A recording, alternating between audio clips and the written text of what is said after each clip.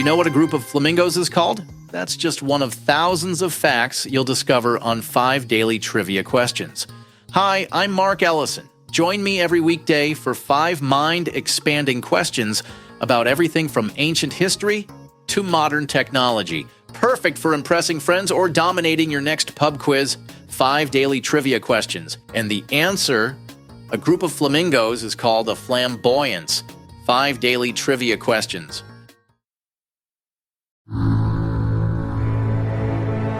Calaroga Shark Media.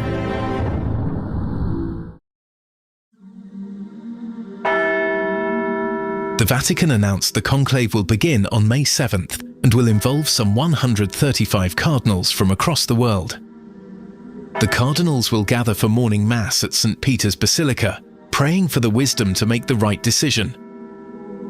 They then will form a procession into the Sistine Chapel, where they will take an oath where they commit to secrecy and not to allow outside interests to sway their decisions. This is white smoke, the path to a new pope.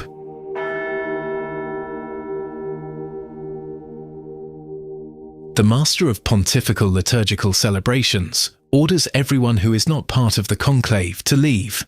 The Master and a member of the clergy, designated to lead a meditation, remain. This meditation focuses on the grave responsibility that rests upon the electors and the necessity of acting with pure intentions for the good of the universal Church, keeping only God before their eyes, the Vatican says. The Master and the meditation leader then leave. If voting begins on the afternoon of the first day, there will be only 1 ballot. On subsequent days, 2 ballots are held in the morning and 2 in the afternoon. The cardinals will vote by secret ballot, proceeding one by one up to Michelangelo's fresco of the Last Judgment to say a prayer and drop the double-folded ballot into a large chalice. 4 rounds of balloting take place each day until a candidate receives 2/3 of the vote. The result of each ballot are counted aloud and recorded by 3 cardinals designated as recorders. If no one receives the necessary 2/3 of the vote, the ballots are burned in a stove near the chapel with a mixture of chemicals to produce black smoke. When a cardinal receives the necessary 2/3 vote, the Dean of the College of Cardinals asks him if he is willing to serve. If he is, the new pope chooses a papal name and is dressed in papal vestments. The ballots of the final round are burned with chemicals producing white smoke to signal to the world the election of a new pope.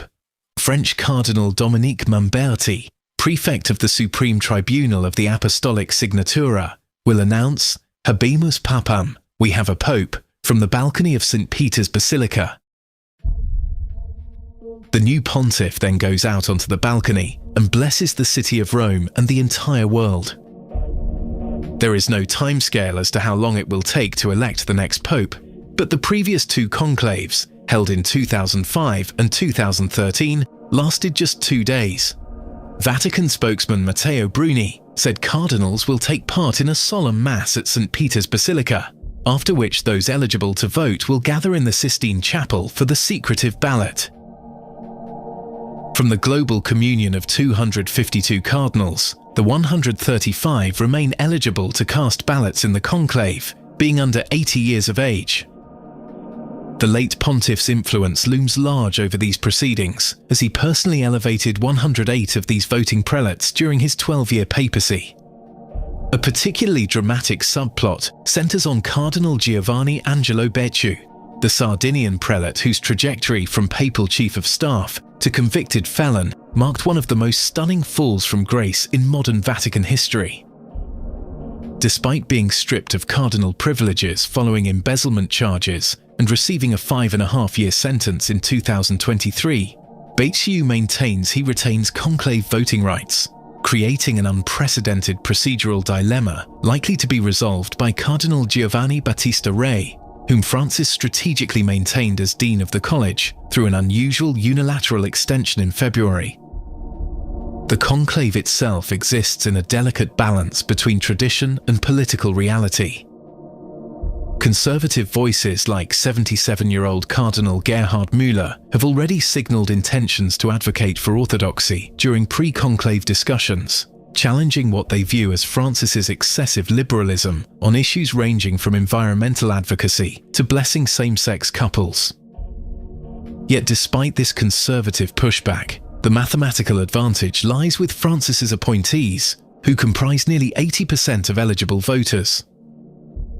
Modern conclaves typically conclude within 4 days, with Francis himself having been selected after 5 rounds of voting spanning less than 48 hours.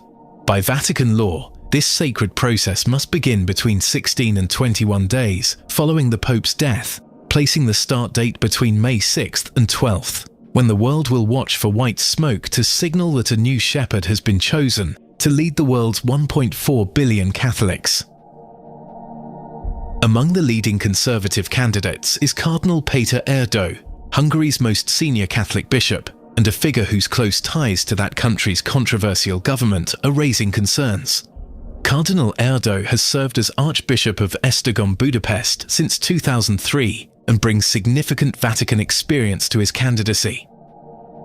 At 72, he's considered an ideal age for the papacy, young enough to provide a decade of leadership but experienced enough to guide the Church through challenging times. Known for his intellectual prowess and expertise in church law, Erdő has built a reputation among traditionalist Catholics, particularly those who felt Pope Francis's reforms went too far. During the Synod on the Family in 2014-15, he voiced opposition to more inclusive approaches toward LGBTQ+ and divorced Catholics. While Erdő presents himself as a moderate conservative who could unite different factions, critics point to his troubling relationship with Hungarian Prime Minister Viktor Orbán's far-right Fidesz party.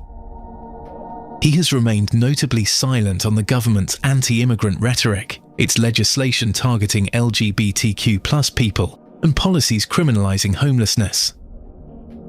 Further complicating his candidacy are allegations regarding his handling of clerical sexual abuse cases.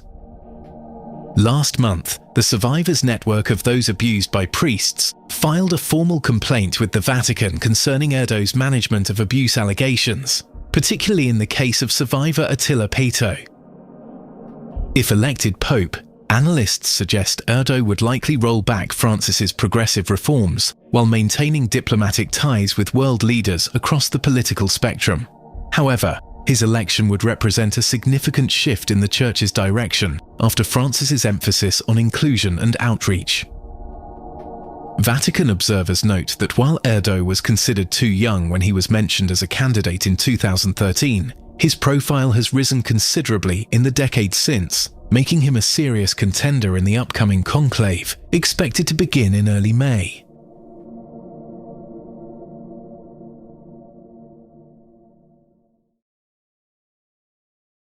You can get this podcast completely ad-free right now. If you're on Apple, just click the banner that says Uninterrupted Listening, and you'll get your first month free. If you use Spotify or other podcast players, go to calaroga.com/plus. It's just $5 a month, and you'll get access to over 20 premium shows with no interruptions. Binge listen to new series like the political thriller Acting President, Signal Lost, where military secrets land on the wrong phone, and Pager Protocol, the thriller about exploding pagers in the wrong hands. Plus, enjoy daily shows like Palace Intrigue about the royal family, daily comedy news, and 5 daily trivia questions to test your knowledge, and White Smoke, taking you behind the scenes at what's happening right now at the Vatican. You also get all our hot shows like 5 Good News Stories. Enjoy your favorite content without any ad breaks. Remember, Apple users click the Uninterrupted Listening banner for your free first month, and everyone else head to calaroga.com/plus. Get ad-free listening today.